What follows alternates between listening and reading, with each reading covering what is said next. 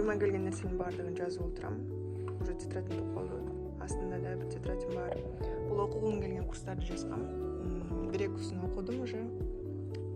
Это целевая аудитория магазин кандай болот, эмне болот. Как раз целевая аудиторияны разбирать этип жатат. Кстати, мен жаңы практика баштадым. Мурун жазчумун, бирок көптөн бери жазбай калгам. Именно техника благодарности. Эртең менен туруп, оюңа эмне келсе, эмнеге ыраазычылык айткың келсе ошону жазып. Бул жерде болсо тетрадьдарым обычный эле. Как-то стараюсь англисче өзүнчө окуганга. Эрен Егер, Атака титанов көргөндөр болсо знает да. Ошо практика боюнча бул болсо англисче жаңы түшүнүп баштадым. Билбеген сөздөрдүн переводун жазып коюу.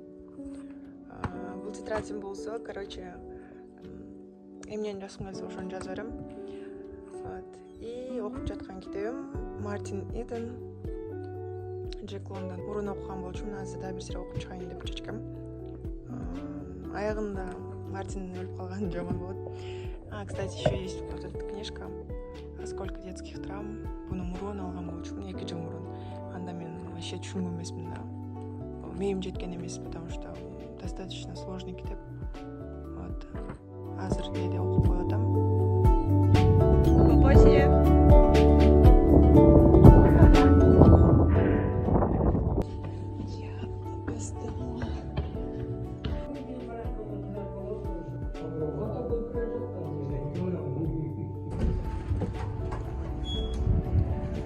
Уже сабактан чыктым, биринчи сабак.